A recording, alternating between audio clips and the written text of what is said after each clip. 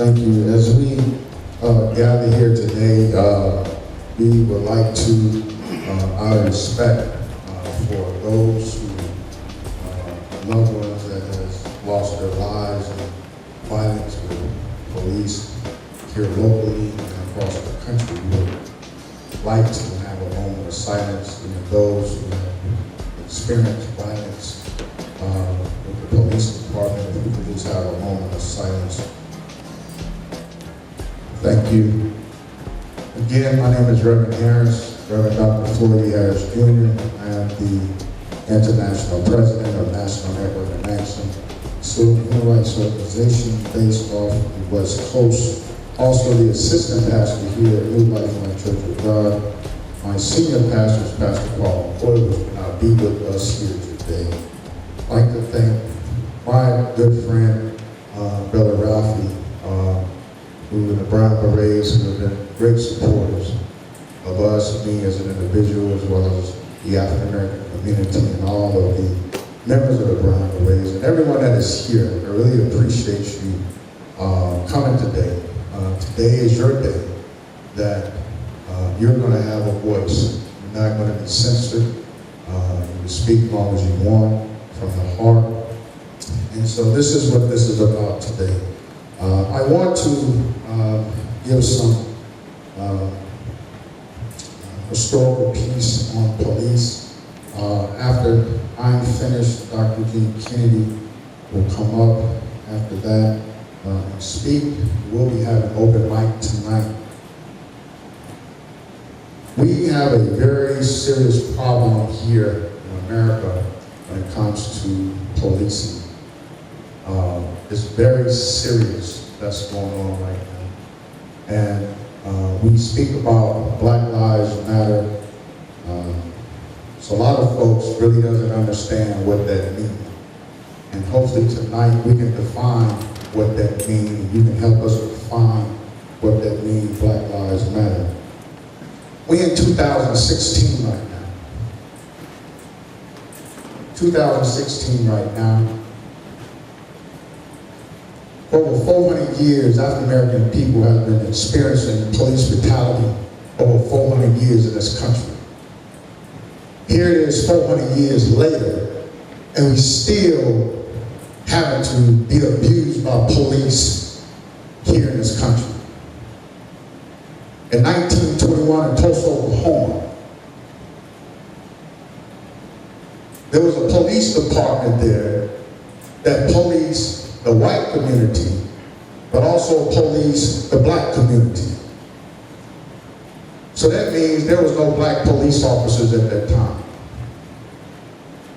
Because in 1921, Tulsa, Oklahoma was destroyed by the local government and the Ku Klux Klan, Black Lives Mattered then in 1921.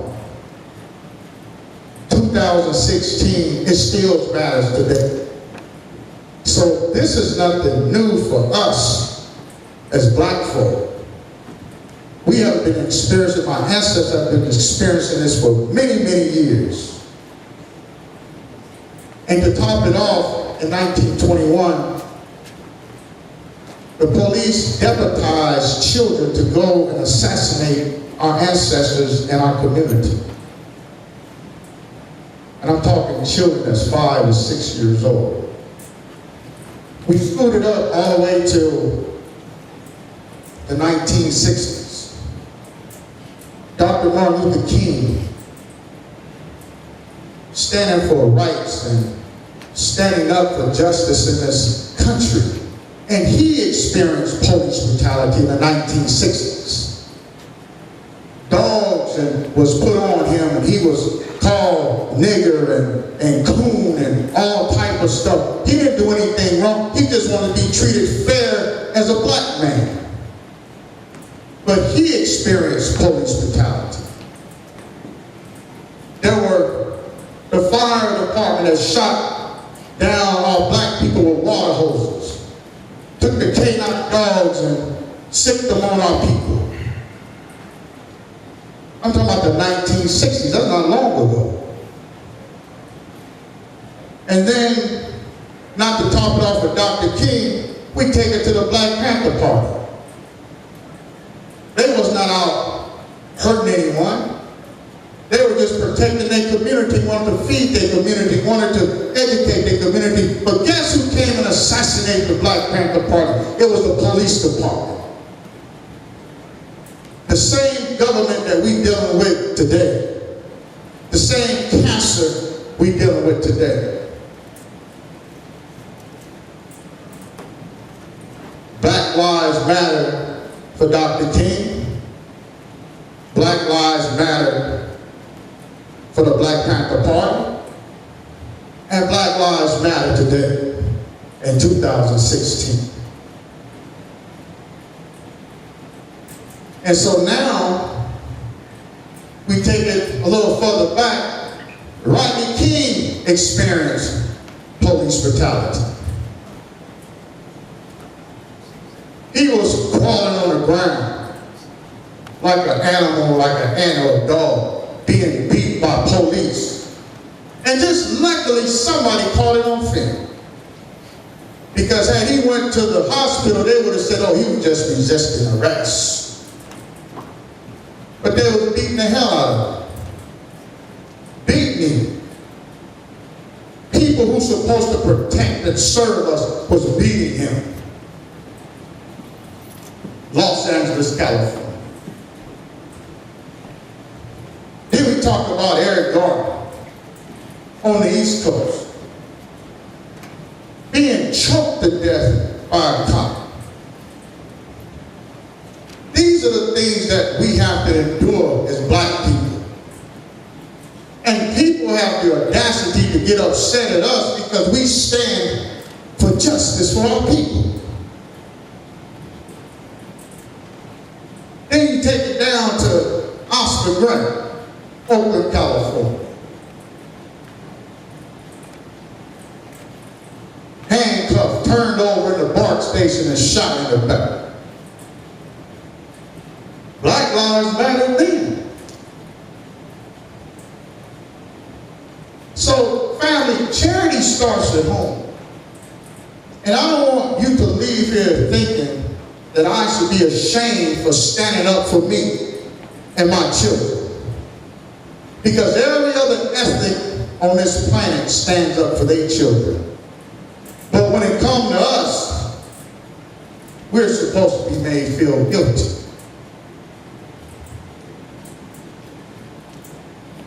So, what do we do? You see my sister Bland, how she was treated with the cop. Where does the respect come in at right now with us? We're talked to like we're second-class citizens.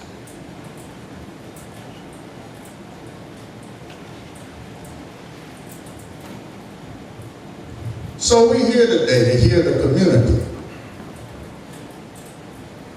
You're free here at New Life and Light Church of God. Won't too many churches tell you that. Because we speak truth to power.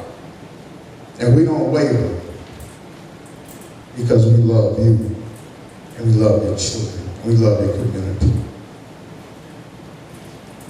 And I thank my white brothers and sisters for coming today.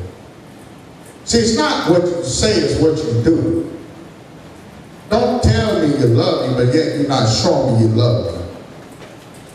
And so all of us right here are family today. My sister here, I'm sorry, Maria. This is the mother of our brother that was at Hoover High School. She came today. And that situation is so messed up right now. She's hurting as a mother. We have to embrace her. My brother here, behind you, Sister B. I'm sorry, man. Brother Roger. His brother was gunned down in Mississippi, Fresno, holding a water hole. So enough is enough. I'm tired of seeing us burying our children, having videos, marching, and yet there's no change. Oh, change is coming. Trust me, change is coming. Our brother Ray Appleton said on the radio, Dr. Kennedy, get ready to come up. I was his topic yesterday. He said, Reverend Harris, tactics don't work. Yes, that's what he said. My tactics don't work. Well, you know, we got something coming down the pipeline. We got something coming down the pipeline. And I'm not going to waste my time arguing with conservative radio shows and all that. It's just about organizing our community here and for us to come together as one. Is that right? Yeah. That's what this is about. It's us coming together as one.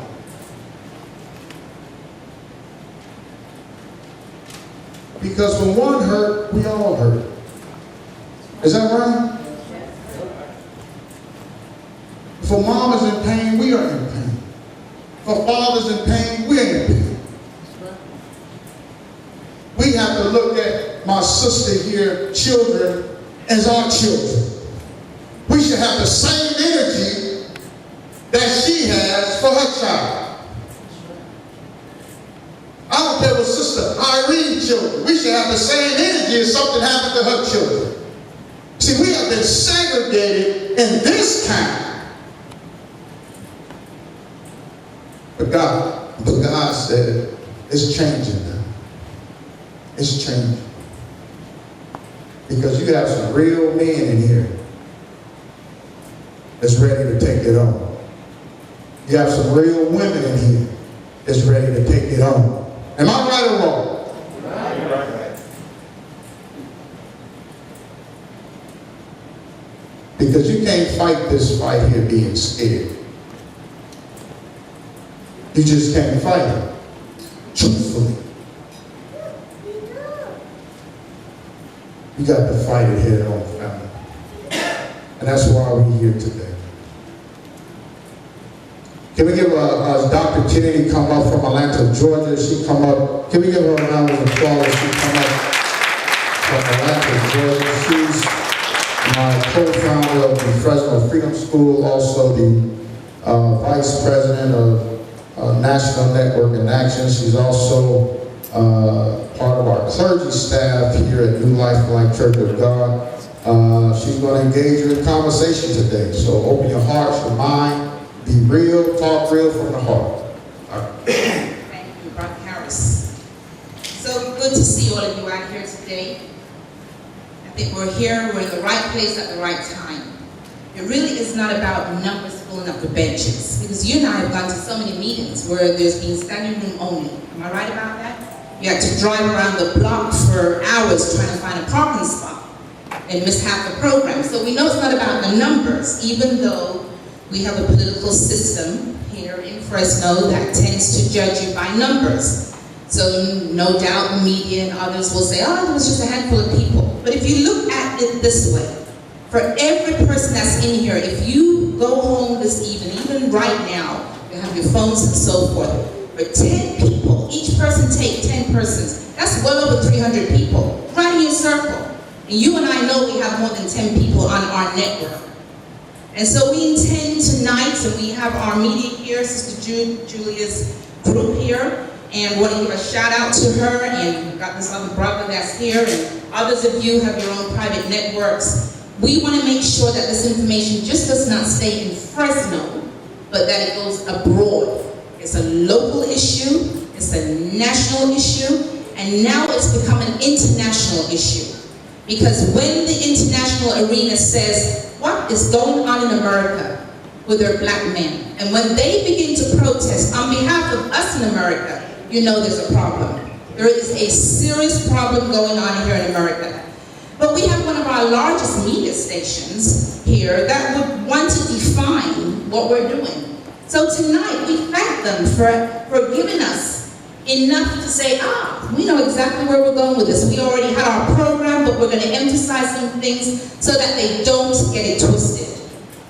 So before we go any further, we're calling on our ancestors, whatever culture you're from. We're calling on those who have gone ahead of us, who have shed their blood for us, who have been in the fight. We heard our brother Martin Luther King as we walked in, so we know his presence is already here. And for those of you from whatever background you are, I want you to join in with me this evening. And we know this chant, so we're going to start with this chant. It is our duty. Come again. Thank you. Those who know it. It is our duty to fight for our freedom. It is our duty to win. We must love each other. And support each other. We have nothing to lose. But our chains. One more time. It is our duty to fight for our freedom. It is our duty to win. We must love each other. And support each other. We have nothing to lose. But our chains. Whether those chains are physical, whether those chains are emotional, whether those chains is religiology, whether our chains is socioeconomic, whatever the chains are, whether it's racial, we are here tonight to get rid of those chains. I love what I'm seeing tonight. When you only have a 6% African American ratio in the state of California, you know we're in trouble. Because even the 6% coming together does not have enough voice to talk about the issues that are going on. So when you are in the room, we thank you. Don't look for the African American community to fill these chairs. We don't have enough. And the few that we have are walking each day, looking behind them, wondering if this is their last day. So you have to be our voices.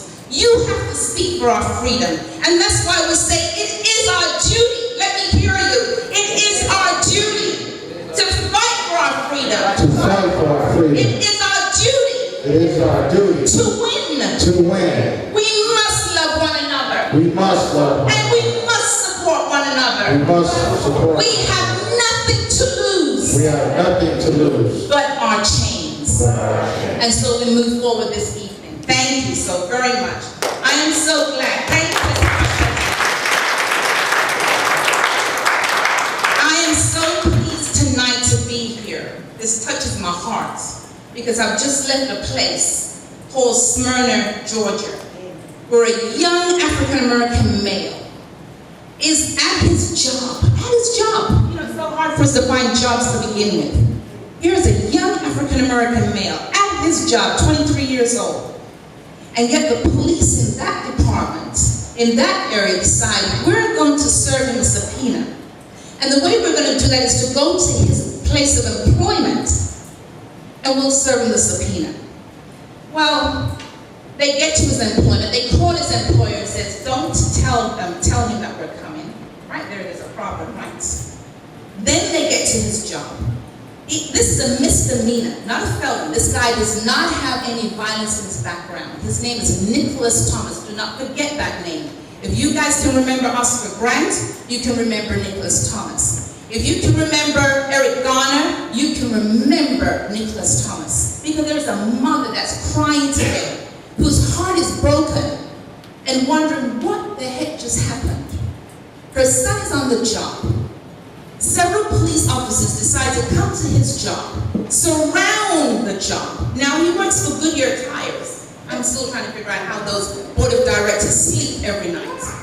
And they come to his job and they sabotage, they surround, they ambush the job. His job assignment is to get into cars, the customers' cars, and take them into the next place to get the work done. We've all seen Goodyear Tires in different places. He's now in the car of the customer. The police decides, they send out a rookie, by the way, which I'm always wondering why they give these rookie cops these heavy-duty works. And they come out, and he decides, well, we've got to get this guy out of the car. I'm not sure at this point they want to serve the subpoena. so the young man notices, I feel like I'm being ambushed. Maybe I need to just stay put in the car, which is what most people do when they're afraid. They stay still, like, whoa, what's happening here? I'll let you make the next move, because I don't know where you're going to go with your next move. And so they go ahead, he sits in the car. They decide, wait a minute, we got a canine dog here. Who has ever heard of a canine dog coming to serve, or as you're getting to serve a subpoena, unless they're suspicious about something? So they let go of the canine dog, runs around the car. Now this young man says, there is no way I'm getting out of this car, because if I push the dog away, they're going to say, well, I'm resisting arrest. They're going to say I'm attacking the police officer, the four-legged police officer. So he sits in the car, waiting. That's not good enough for them. So now the supervisor of the rookie says, wait a minute, we've got to get this guy out. They decide, why don't we shoot him out of the car? Now, do bullets kill? Can bullets hurt you? Or bullets something to play with? I don't know. On the West Coast, I mean, when I was here in Fresno last, I thought that if you shoot a bullet, it's going to hurt someone. Is it the same still? Every day. So I want to know how these intelligent police officers that's gone through the academy, that have their degrees or their certification or whatever, decides we're going to take these bullets and our guns with S on the end, and we're going to just shoot this young man out of his car. Needless to say, you and I who haven't gone to the academy, you and I who haven't had the training, would know that if you've got that many police officers, over 20, coming in and shooting at you, one of them bullets is going to hit the person. More likely than not, it's going to hurt him. Not only does it hurt him, it kills him.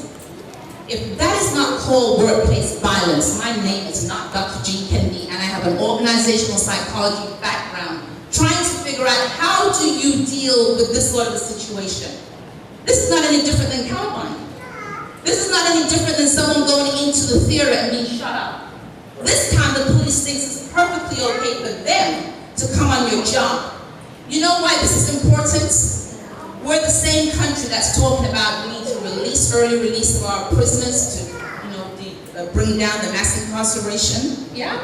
We're the ones that are saying, let's give folks a job. Yes? And so now they're going to push that. And that means the police can come on your job at any time to go after somebody for whatever the reasons are. You and I are at risk if we continue to allow this kind of behavior. It only takes one. Everything that we're going to hear tonight, it only took one. But it's already now set a standard. In Smyrna, apparently a police can come on your job and shoot you and kill you. While the mother's asking, how in God's name did my son die on the job? An 8 to 5 job, how does he die? We're also going to hear from our brother Justice that he ends up getting a ticket.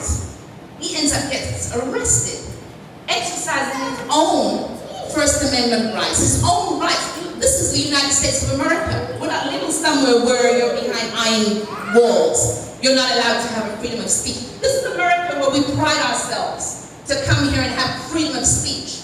But yet someone is arrested. Someone is now put on probation. Someone now is looking at legal fees. And then we have a mother. She's still trying to figure out. And so this is a small world. I just found out tonight that she took a women's studies class from me. So she already knows my spirit and where I'm coming from. But it's interesting to know that this mother goes out, prepares her son to go to school. And he's on his way to school. But her entire life and her family's life is being turned upside down on one incident. How does that happen? How does that happen? We need to ask ourselves, we are framing this conversation tonight. We all know we support Black Lives Matters.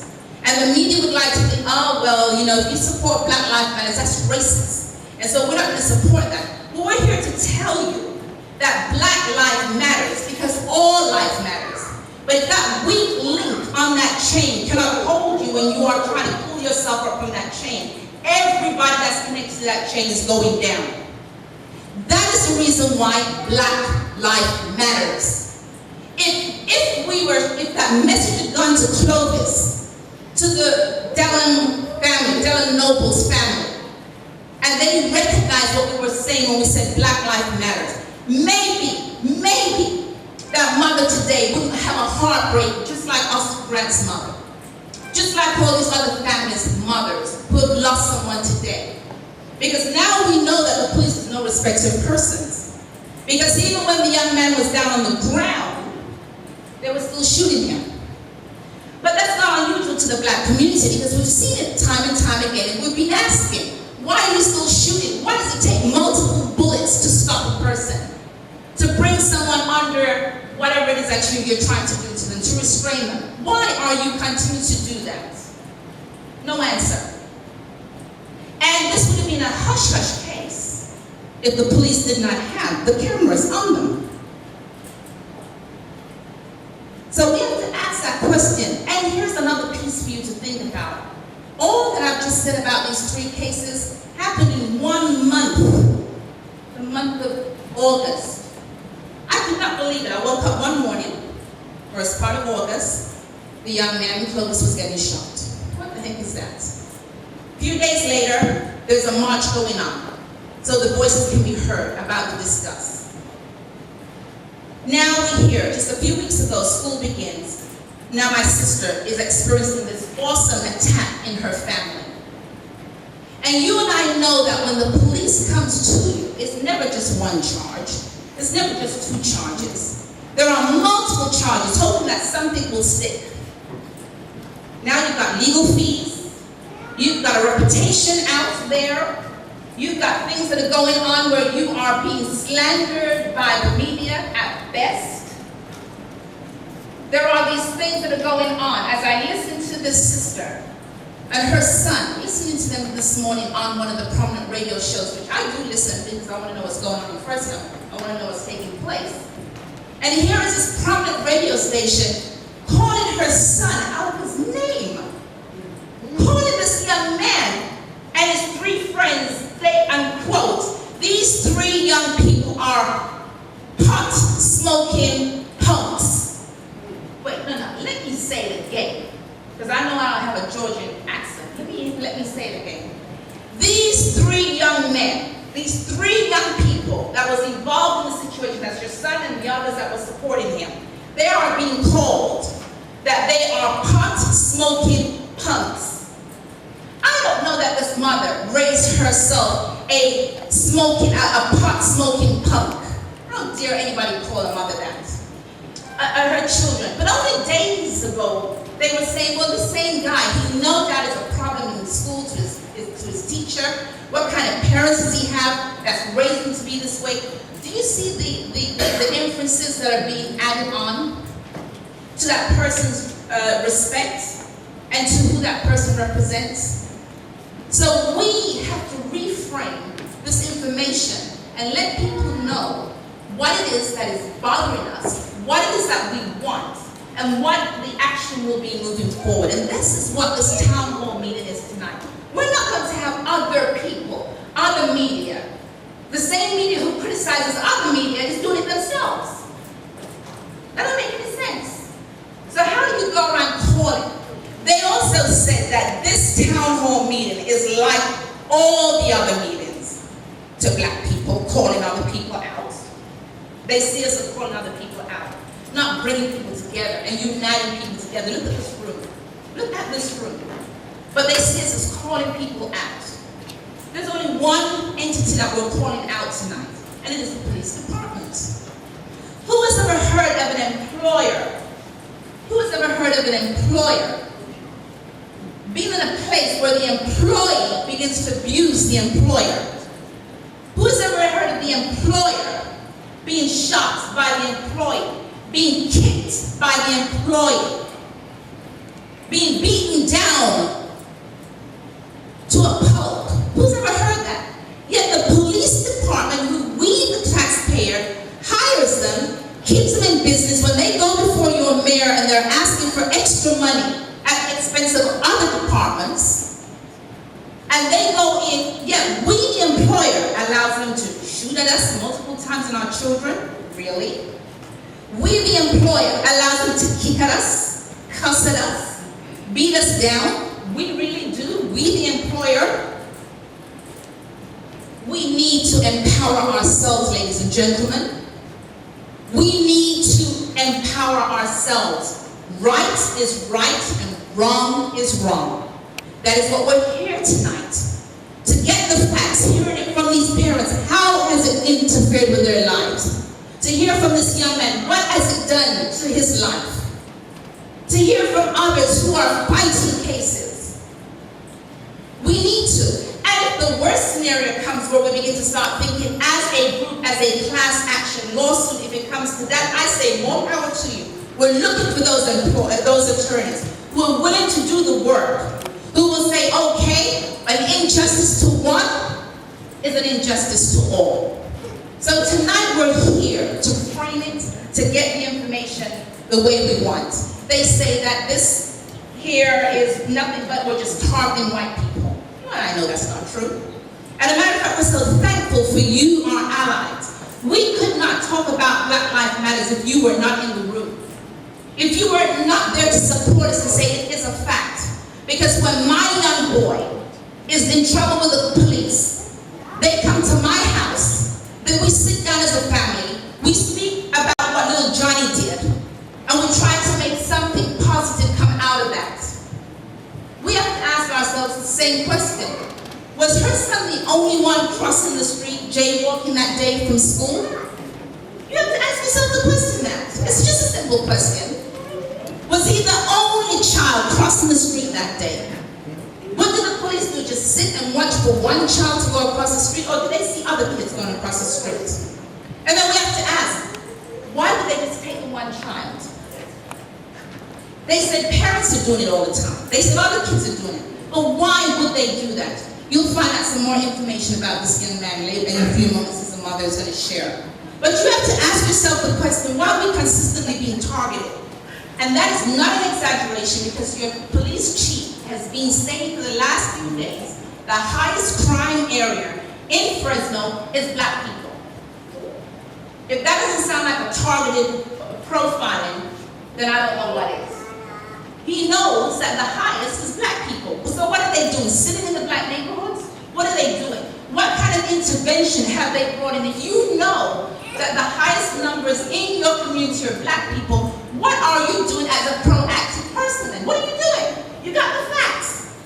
If Hanson knows that there's trouble in his school with the minority kids, then what is he doing? What are they doing?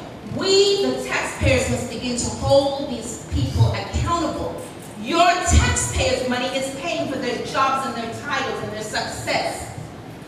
And your number is not just here in Fresno. Your numbers go way out to the media, way out to other places. We never would have heard of Ferguson if it didn't go into the media. Let us not be afraid to bring other people into this community for the sake of your children, for the sake of your life, so you're not another mother wondering what just happened. We can't afford that kind of pain. We can't afford that kind of pain. So as I'm coming down, I'm giving you some thoughts for you to begin to think about what you'd like to say, what you have noticed, what you have observed in your area. What questions do you have? And as you come up here and share, and I know that we have some Black Lives Matters allies that are in the room, and that from an organizational perspective, I know part of your framing is that as a white person, you don't necessarily speak out in public.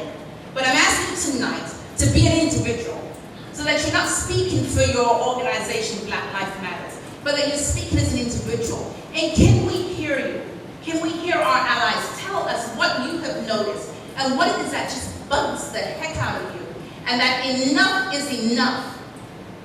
And then Reverend Harris is going to come back, and he's going to frame the actions that are going to be taken. And by the way, let me say this while I have the mic. Shame on us in Fresno if we don't find a way to support this man, Reverend Harris. If every city has civil rights activists, listen to me. You don't have to like him. You don't have to like the things he does. You just need to know he's there. Did you hear what I said? You do not have to like him. You do not have to care for him. Don't invite him to your house for dinner. That's okay. Just know that you've got that fast dial on your phone, so that when something happens to you, you know how to call Reverend Harris, so that he knows who he needs to call on that chain of command. You don't want to go through this by yourself. You live long enough, we'll be back again talking about it. The month is not finished yet. The year is not finished yet. I'll be back in Georgia, and I'm sure that Reverend Harris will say, girlfriend, you're not going to believe what happened again. and enough is enough. Let's say that again, our chant, and begin to think about who's going to come up. I will begin to, any particular order? I'm going to call our mom to talk about her son, and then my brother. Thank you so much for being here. Call on you afterwards. And do we have anyone here? My sister here, I'm wondering, is there anyone here from the Dellen Nobles family? Anybody here? Any workers? We had some workers that was going to come in. If they come in, we'll have them speak. So again, let us again empower ourselves tonight by saying, it is our duty. It's our duty. Come on now. I want some backbone. It is our duty. It is our duty. To fight for our freedom. To fight for our freedom. It is our duty. It is our duty. To win. To win. We must love each other. We must love each And other. we must support each other. We must support each other. We have nothing to lose. We have nothing to lose. But our change. But our change. My sister coming up here again. It is our duty. It is our duty. To fight for our freedom. To fight for our It is our duty. It is our duty. To win. To win. We must love each other. We must love And we must support each other. We must support each other. We have nothing to lose. We have nothing to lose. But our chains. But our chains. I want to introduce to you my sister Else. And you give them first. My name is Maria, and my son, Keyshawn Conley, was involved in an incident his first day of school. My son has never been in trouble. Never been in trouble with the law.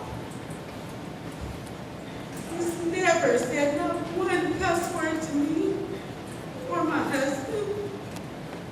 Even when he's upset, even when he's being disciplined, he'll stand and say, okay, okay. He'll do what teenagers do. He's 16. You know, he's not 25. He's not a trained police officer. He's a 16-year-old who worked hard this summer to earn school clothes money. And he was proud his first day. He's a 16-year-old going to his senior year. In my home, we practice obedience. We don't just teach it. I don't tell my son to respect one person more than another. I teach him to respect everyone.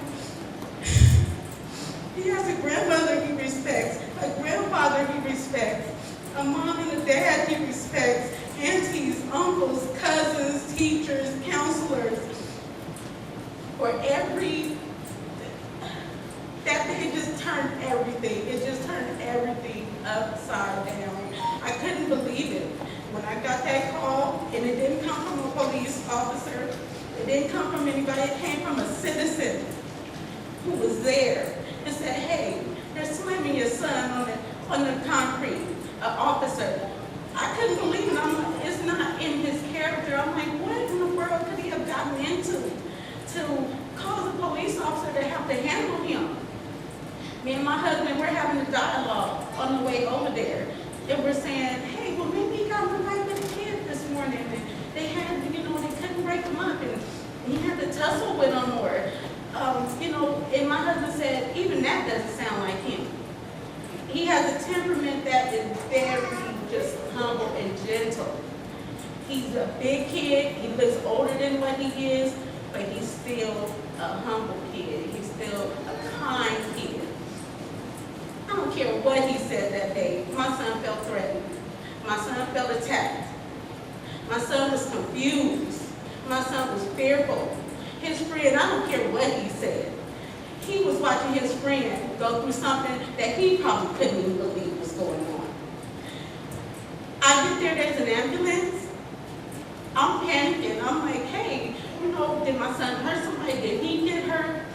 I asked the officer, hey, where his parents, what did he do? Well, ma'am, he jaywalked. He was about, let me correct myself. He was about to jaywalk. And I told him to go through the crosswalk. He went through the crosswalk, but I guess it wasn't timely enough. I guess you know, okay, the red hand is blinking, so that's still jaywalking. If you go across while the red hand is still blinking. And once he got up, he got across the street, got up to his friend. He said the officer comes around and he says, you know, hey, you know, why didn't you stop when I was talking to you? And not going up and saying, hey, young man, what's your name? You know, I understand that you guys think jaywalking is kind of a joke, but it can kill people. I got a jaywalking ticket at Fresno State, and I thought, okay, no big deal. We made a joke about it, honestly, in the family. We said, hey, you know, you're a jaywalking like thug, you know. And then a professor was killed in the same place that I jaywalked. So I don't take it lightly. And my son didn't take it lightly that day. He obeyed that officer. We teach my son obedience. He obeyed that officer. He did what that officer told him to do. And then to have him come and question him and say, you know, why didn't you stop for me? I don't like to bring this up because my son is so proud. But he received special education services for auditory processing disability. So that means he takes a longer time to process what is said to him. He's a visual learner. You write a message down, you write a list down, he won't forget it. If I write 5 things, he'll go get those 5 things. But if I tell him 3 things, he'll remember what I told him the first time. I have to wait until that task is done before I assign him another task by just speaking to him. So this is something the officer didn't know, because any type of hearing disability is not visual. It's not like a wheelchair. It's not easily seen. I expected my son to act like a 16-year-old, but I expected an officer of the law to act like a fully mature, developed person, man.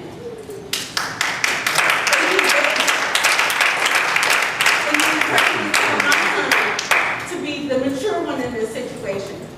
Well, you know, I went to school and I took child development and I took these other things. And I'm still a student at Fresno State in a master's program. And I know that my son's frontal lobe is not developed yet, but that officer's frontal lobe is developed.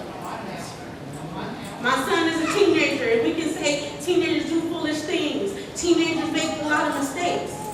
But that officer wasn't a teenager. He spent all this time training on how to protect and serve, but he wasn't trained on how to just be commonly decent to somebody. I told the officer, I screamed, I was enraged. So if they thought my son spoke bad, then I spoke a lot better than he did. I spoke worse than him because I was enraged, because I could not believe. I asked the officer, I said, why would you put your hands on him if you did what you told him to do? He's not a kid that you have to do that with. He's a kid you can talk to. I asked my son, I said, what was going through your head? What was going through your head? He said, I was confused. He said, honestly, I didn't even think the officer was coming for me. I thought maybe he was just moving to another area, getting ready to patrol another area. He said, I just wanted to know why, because I did what he asked me to do. I wanted to know why. Why do you want me to sit down? What did I do wrong? Those are 2 questions my son should have been able to ask. And when I got home that night and saw the video, I was horrified. First, I was upset because I said, my son could have been killed. I was almost upset at the young man that filmed the video, because I'm like, did it help? And I said, maybe it saved my son's life. Maybe it saved his life. Because had that young man not been there, had that young man not been as frantic as he was, had that young man yelled out whatever he could yell out to cause attention to that scene, it could have been easily, hey, he was reaching for my gun. Hey, he tried to run. I felt my life was being threatened. And we hear these things, we have these conversations in my room about what's going on and about the media. And at the end of the day, I always tell my son, you remember, it's good and bad everywhere. It's good and bad in the community, it's good and bad in homes, it's good and bad in school. But I didn't teach my son to fear the police. He never had an encounter like that. Every encounter my son ever had with law enforcement until that day was, hey, how you doing? Oh, you look like a football player. You play football? My son, when he passed an officer, hi officer, have a nice day. I've never put my hands on my son like that. And had I put my hands on my son like that, and somebody seen that, not only would I have had my children taken, if I have been facing charges, but all of my kids would have been gone. I have 5 children. They all would have been gone. Had a teacher done that, and had the camera been on that teacher would have lost their job. We know that. The officers are not above the law. They are not above the law. And it took me getting angry. Everything happens for a reason. I'm glad I got angry because I do want to see some change. I want to see policies change. I want to see police knowing when to stop. How do you wait out that risk? Possible assault, possible confrontation. I could be hurt. This individual could be hurt. Jaywalking. Let me stop. Why didn't he stop? He had the maturity to stop. He had, from what Jerry Dyer says, the training to de-escalate situations.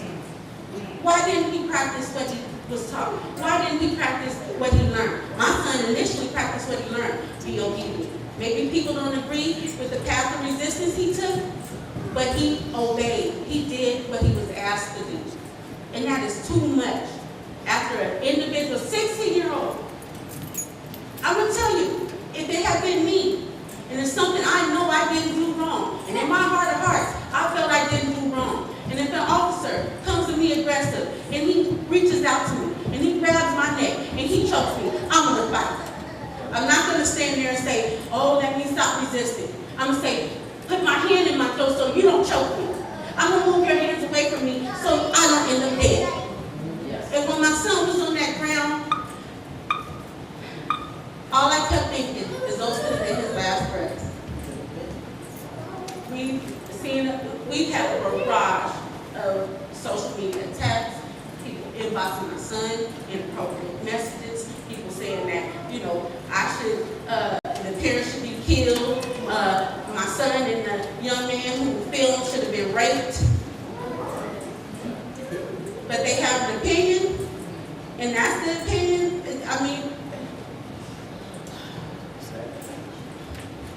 I was disappointed.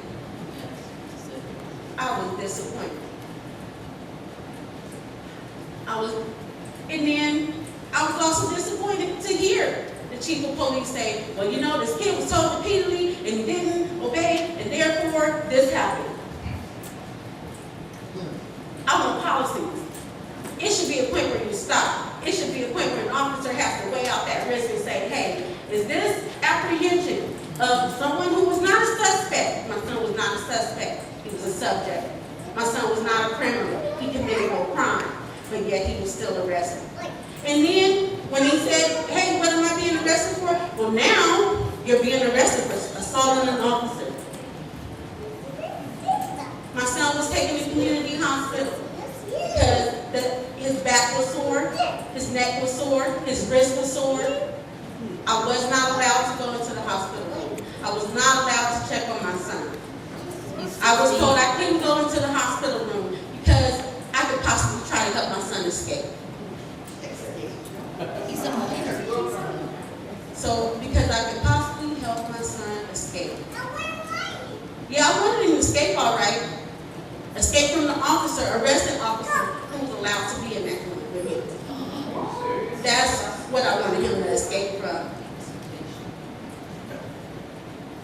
And as many people that have come out, I've had people surround me with support too. And I really appreciate this. Before this, I thought, hey, this is the issue. There's some people, there's somebody speaking up. And I don't want to speak up. Honestly, I wanted to be like Jonah. I wanted to get inside the whale.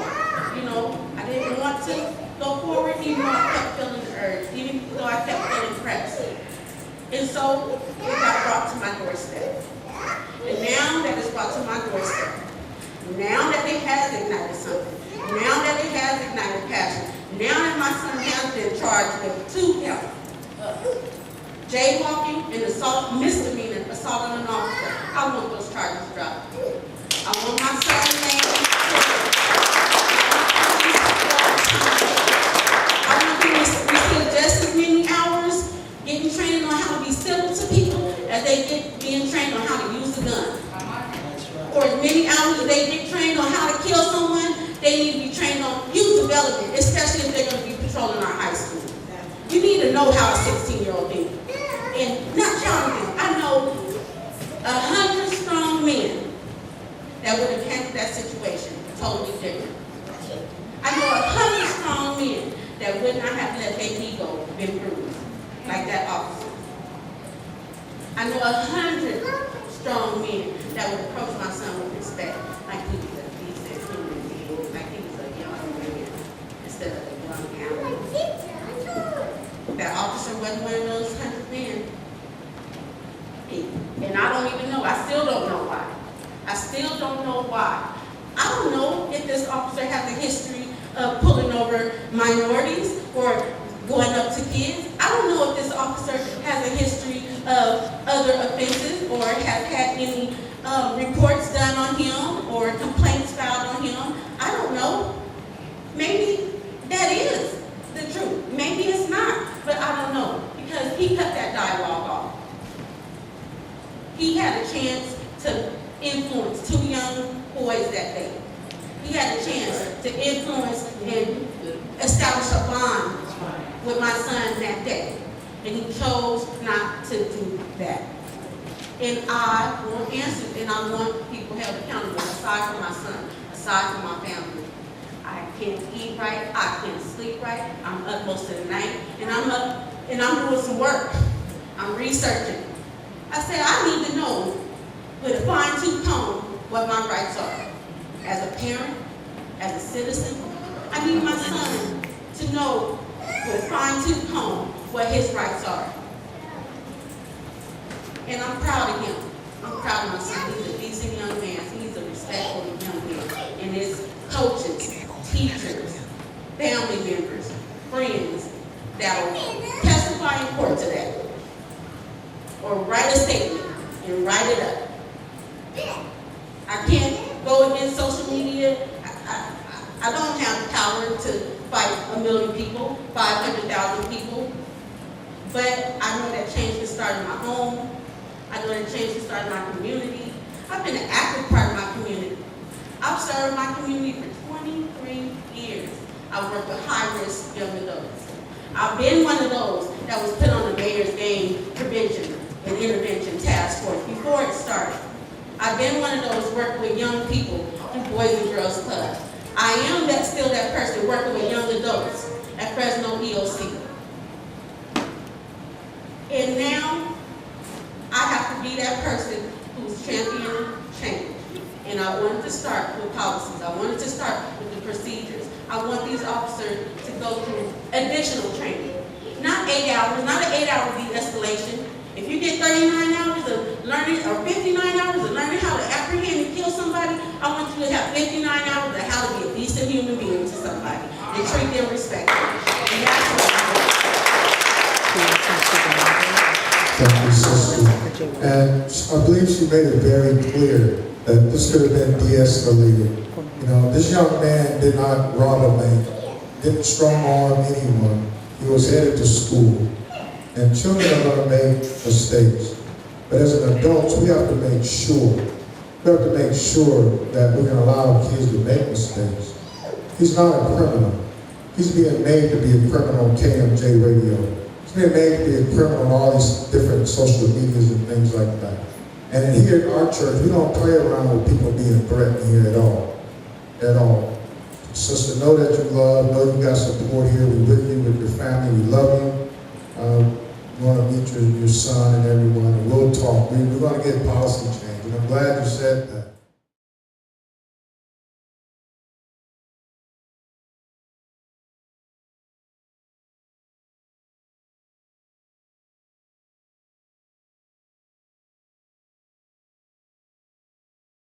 Brutality. Hey, give him my. Hey, let me call my dad, cuz. Let me call my Hold dad. on. Hey, man, why you grabbing me? I'm telling you, Let him go. Crosswalk like you said. Let him I go. used to crosswalk like you said. Sit down. Hey. Crosswalk like you said. Nigga, I follow orders, nigga. Move, Let him man. go. Hey, cuz. Hey, Let him go. all I know is Let nigga, him go. All I know is nigga, you choke me, cuz. You choke me, Sit down. cuz. Nigga, Sit move. down. Let Nigga, go. move. Nigga, get up off me, cuz. Sit down. Nigga, Let get him up off me, go. man. Now let's Get up off me, Now you're man. gonna be arrested right Get now. up off If you don't me, sit man. down. Get You up off can't me, arrest man. him. What did he Get up off me, do? man. Get up off Sit me, down. man.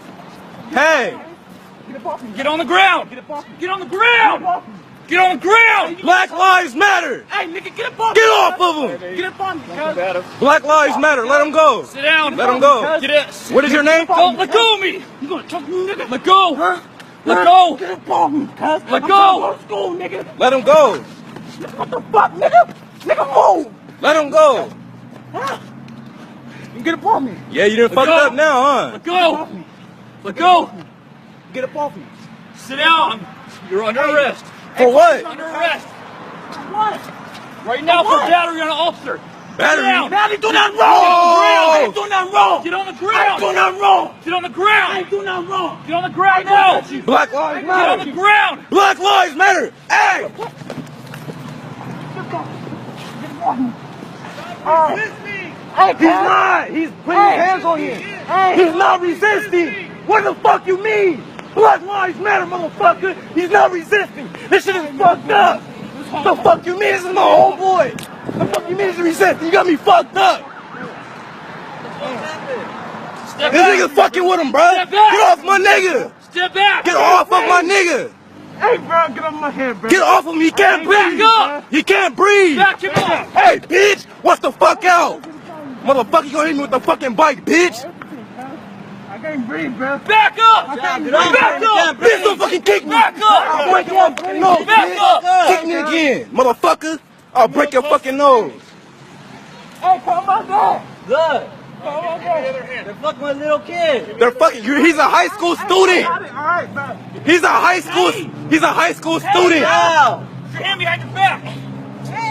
He's a high school student. They're fucking with him. What the fuck? What the fuck, bro? Nah, Step back don't. up. Move, bitch. I'll swing on your bitch ass. Nigga, bro, walk the fuck out.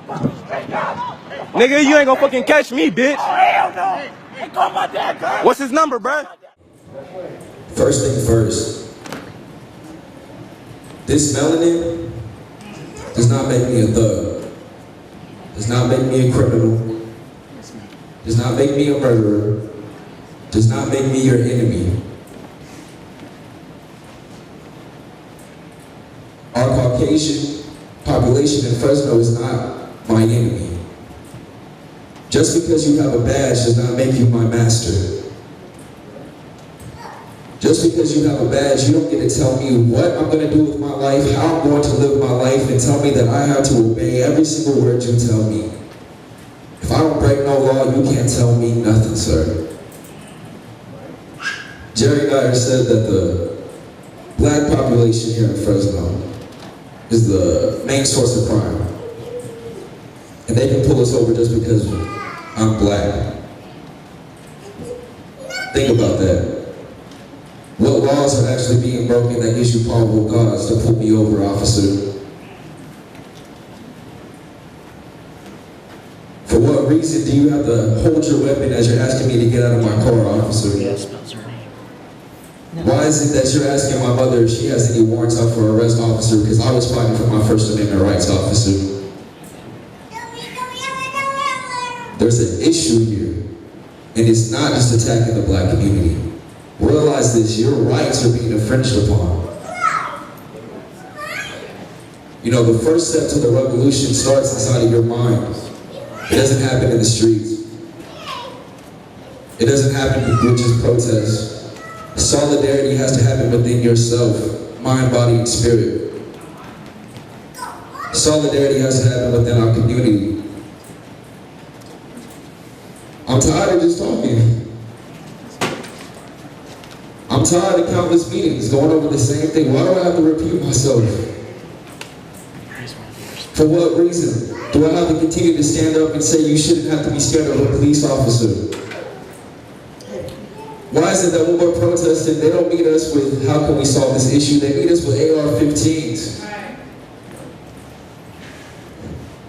Ask yourself that question. Why is this a race issue? This is not a race issue. These are your rights. You know, countless times I've said, we have to hold these politicians accountable. We have to hold these police officers accountable. I'm gonna hold y'all accountable. When you walk out of this room, do not keep this conversation to yourself. Go tell your relatives, your friends, your co-workers, what's going on in these streets, what's going on in your community. There's over 1 million people in Fresno. Why aren't these seats full? That's right.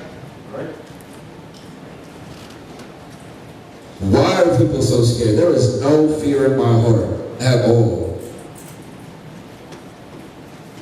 Drop it.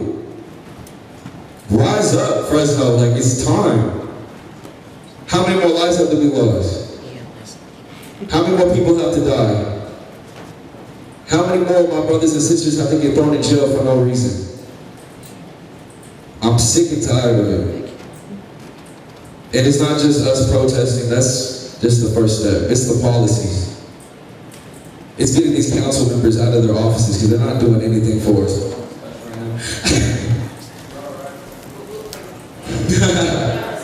The Lord forgive me. That's all I have to say. I'm sick and tired of all of this.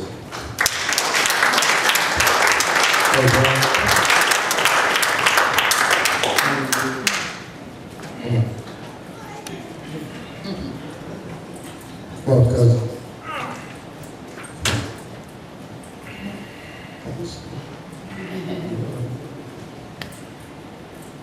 I just want to make it clear right now that when Justin did the march down at Blackstone and Shaw, we were down, Justice.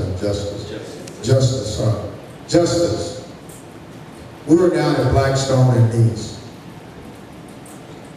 Many of you don't know this, so I'm gonna bust your bubble right now, but we're kinfolk here through marriage. This is my family here. And I didn't know that until we went down to City Hall. And my cousin said, remember me, I'm East, I was this little. And she started spitting names at me, and I'm like, this is my cousin here. This is family here. And do you know that Brother Ralphie, Brown Berets, and Mappa, and all of us, when Michael Brown was murdered in Ferguson, we marched through West Fresno. Am I right about it? We went to Southeast Fresno. We marched and shut down Kings Canyon. And I told everybody we headed up north now. We went to River Park and we shut it down for 9 hours. Because Black and brown lives do matter. All lives do matter. We were sending a message to this city that there's people going to stand up here and not take the crap that they throw on us. So you see the energy up here.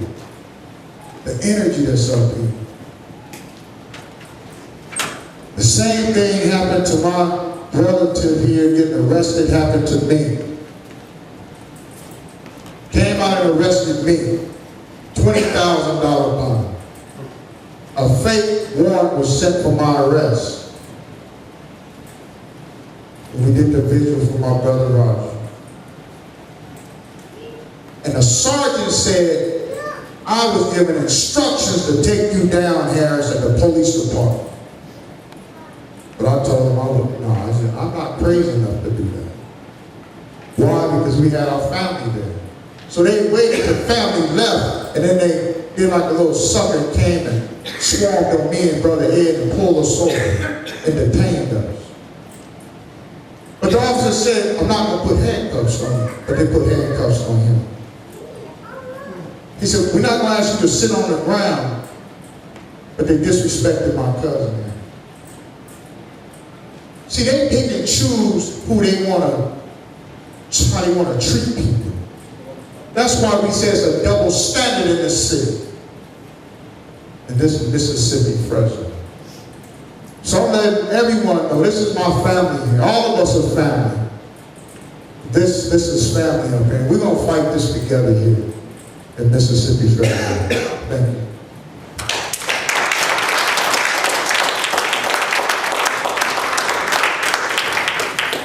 There's a couple more people in here tonight. I hope you're hearing what people want. We're framing this information tonight. We're framing it. You're hearing what it is that they want to see happen. And so that we'll take action on that. Our brother here, yes, come on up, brother, and tell us about your situation.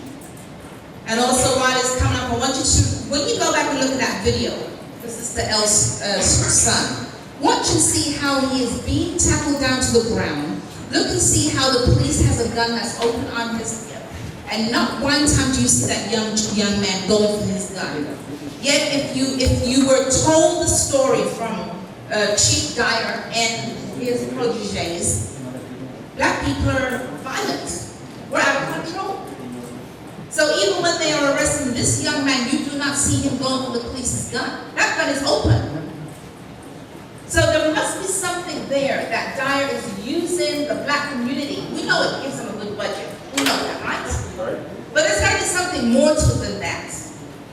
And so we need to start calling that out, and we're hearing some things tonight in terms of what needs to be put into place. Here's another family member who is going to tell you about what has happened, what they have had to endure from the same police department that we're talking about tonight. Go ahead. I'm not much of a talker. My name is Roger, and my brother Freddie Centeno was shot by Fresno Police September 3rd, 2015. And I just want to challenge everyone in this room. Go on the internet, look up his name. Just look up his name. And it's one of the worst murders that I've seen on video. When my brother got shot and killed by the police. One of the worst. I challenge you, Freddie Centeno. Just look at him. And all the excuses was that he had a gun. My brother was mentally ill. Mentally ill. Your brain doesn't function like this. I mean, I don't have no PhDs. I don't have no degrees, but I do have common sense. And the excuses they're coming up with is so ridiculous. Now they're telling us that those two officers feared for their lives. Now, if you want to be a police officer and you're scared of a toy, you know what? You better find another job. Let's find another job. And the hurt that they caused my whole family it's going to be a year since my brother passed away in September. I'm still hurting. People tell you pain go away, pain don't go away. It feels like yesterday. I go see my brother every other day to the cemetery, and that's on me. Every other day, that's how much I miss him. I cry for my brother. And yet when he got shot September 3rd, he still survived 23 days. He passed away September 26th. He had an officer 24 hours a day in his room. And he was being charged with resisting arrest. Look at the video. See, you tell me if he's resisting arrest. Resisting arrest. And the hurt that they just caused my family, seeing those officers 24 hours a day when my brother was dying. The day that he passed away, the doctor told them to get out of the room. They said because of policy, they had to be in the room. My whole family was like 50 of us in the room. Still with the officer there, they had to get every single one of us IDs. We are not criminals. We are not criminals. I'm Mexican and I'm proud of it, but I am not a criminal. And with all this, they're trying to demonize my brother. He had a criminal record. What does that have to do when you get shot just for no reason? Is that an excuse? And I am so tired of just the same excuse. I fear for my life. Come on. Do they think we're stupid or what? I fear for my life. But Jerry Dyer, trust me, my family is not stupid. Okay? And they did not fear for their lives. And it has to stop. It has to stop. We need policies change. And Jerry Dyer promised on the Gonzalez case that policies were going to change. Policies have not changed. And now Jerry Dyer is saying that all the lawsuits that are against Fresno Police is families are trying to extort money from the city and the police. Well, you know what? Give me my brother back. You'll have all your money back. Whatever you want to settle for. Bring him back. No, that's not going to bring him back. But you know what? At least I want to hurt him in his pocket. You know what? If we can't bring our family members back, at least let them have their budgets less. Cut their budgets. So that way they could train people to do the job the way they're supposed to do. Protect us. That's their job, to protect us. They're not doing their job. That's all I have to say. Thank you.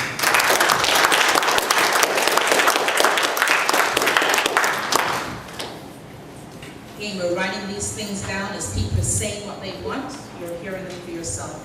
I'm going to now call on Brother Marcus, and then following Brother Marcus, I'm going to call on Brother Ralphie. After Brother Ralphie, then we're going to open up the mic for those of you that are there to, there's a sister here, to come up, and then we're opening up the mic for individuals who know something, who want to share with us. There's open mic tonight. Please take advantage of the opportunity. Brother Marcus. Yeah, I didn't prepare anything, but I do want to make sure I came out. Sorry for everything that's going on, and I feel for you. I didn't know what about the case. Like most like everybody else, I saw a video, online. I didn't really know much about what happened.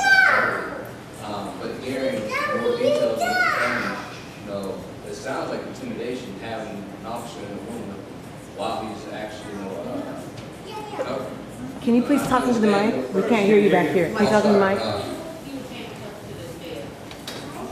This sounds crazy to me, I'm sorry. It's just like I'm hearing this for the first time, and it shocked me. Because I didn't know how bad it got, and I'm realizing how bad it got here in Fresno now, where it's like it's coming to your front door. One thing I'm realizing is, and I've done my research. I've looked into the history of here in America, what we're dealing with. This is nothing new. Let's get that straight real quick. This is nothing new. It's not something that just started happening. This is not something that's just become an issue. No, we've been dealing with this since we got here. Since America has been founded, I don't know if you know about Black Wall Street, but 1921, they killed the entire city of black people. This was the U.S. government that was involved with that. Anybody here know about Martin Luther King? Do you know that the U.S. government was actually found guilty for his murder in 1999 in December? That's right. People don't know this type of stuff. Crazy, right? But they gave him a holiday, so we're supposed to forget about that. I'm trying to tell you, man. Think about this. If the U.S. government, they killed him. They actually got proven in a court of law here in America for that. This is proven. What else happened in 1999 for you, those of you that remember? I'm old, remember, I'm 30. They had Y2K scare. They had the media scare. You weren't even paying attention to that court case. Most of you didn't even know about it. But that's what happened. They called Martin Luther King a terrorist. Say he was a danger to America. That's what they said about him. Now we have justice here. We have Reverend Harris here, we're actually trying to do something positive. And they're still trying to demonize us no matter what we do. No, and I understand, because I try to put myself in other people's shoes when we're dealing with this type of stuff. I get, because I'm a parent, and I try to look at this as a parent, so please understand my logic and my thought process. As a parent, if my child is making noise, he's fussing, he's being loud, I'm going to discipline the child. I'm like, hey, first I'm trying to find out what's wrong. If there's nothing wrong that I can really find, but discipline my child and make sure he understands, act appropriate in the situation. Now, I understand we have black people that are angry, they're frustrated, they want to fight this thing, and their family members being killed and being detained and being mistreated. And we want to take action. We have men that are able-bodied that want to take action. But we can't take action that way. Because if we do, one, we become just like the people that we're fighting against. And two, we're going to be looked at as that child that is acting up by the rest of America.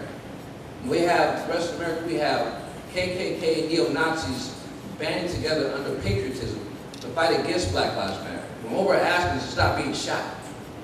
But that's because of the way the media is demonizing us and trying to create this different narrative to say that we're against white people, we're against the police, or we want to kill all police. I don't know anybody that feels that way.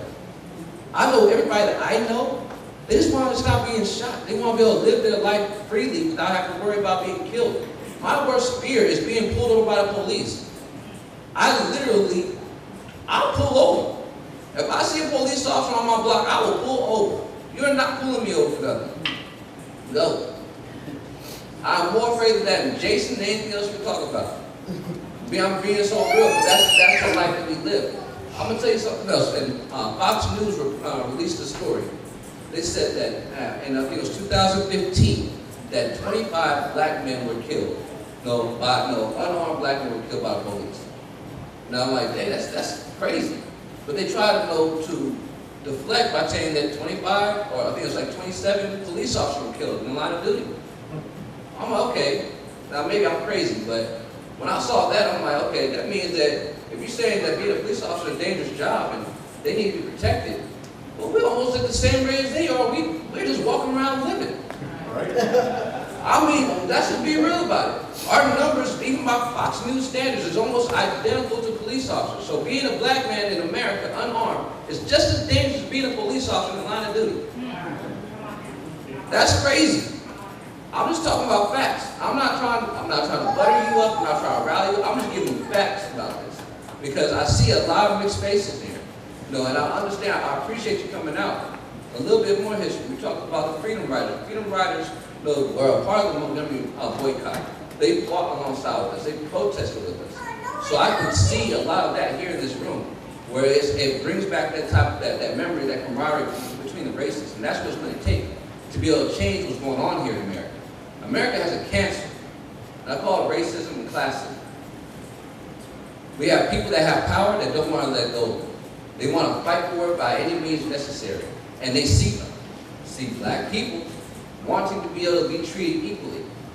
They're cutting our numbers by killing us before we even get to be able to live our lives. We have the school to prison pipeline. We have many ways they're tripping us up, and we're trying to find a way to get to have our lives to be able to live.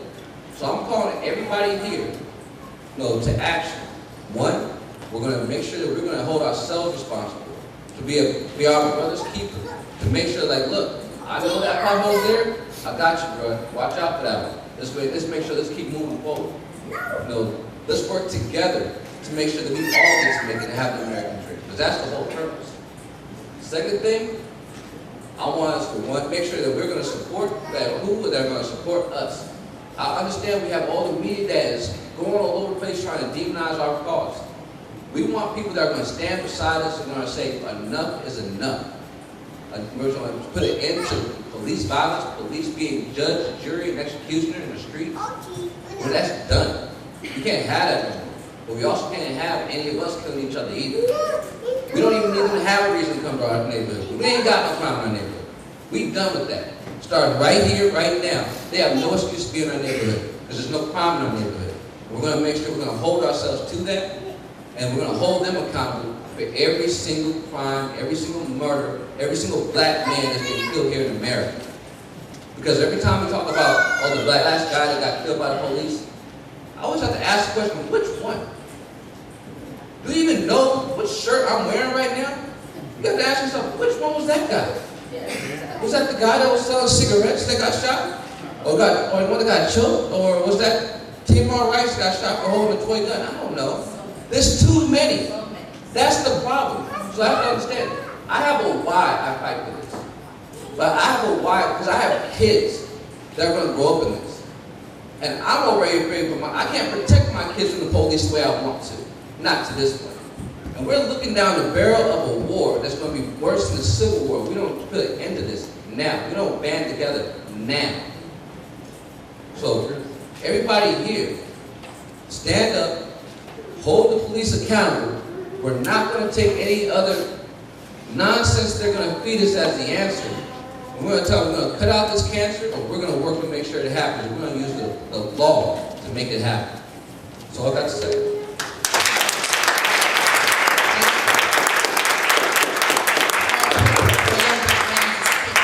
On that pause, the sister comes up, she wants to say something, and as she says it, I want to remind us that in professions, what we want from the police department, there are many things, but one of the things that we want is for the police to begin to start calling out that bad behavior. They don't have to call names, you know who they are, you see them in the news, but we want them to make a public statement. Make sure this is on tape. They need to make a public statement that says we do not tolerate bad behavior in our force. I'm fed up with people saying, well, you know how the police say, and you know how they are, you know their culture. So what? Right. As a professor, if I'm in a room and someone is misbehaving themselves with a child, doing something to that child, I have to report that person. I'm a mandated reporter. Every one of us in here, if you're on a job and you're a blue-collar worker or a white-collar worker and someone is coming to your work and they are endangering others, it is your right to report that person. If you work in the office and you see someone sexually harassing somebody and you say nothing, and that person notices that you do, and they go to HR and complain, and they said, and by the way, Jean Kennedy was in the room too. She overheard the conversation. I'm going to be calling by HR to ask, why did I not report that? Every single profession, you report the person who's doing wrong. Will somebody tell me why it is that the police department, the Department of Correction, will not make a public statement and say we do not support this bad behavior?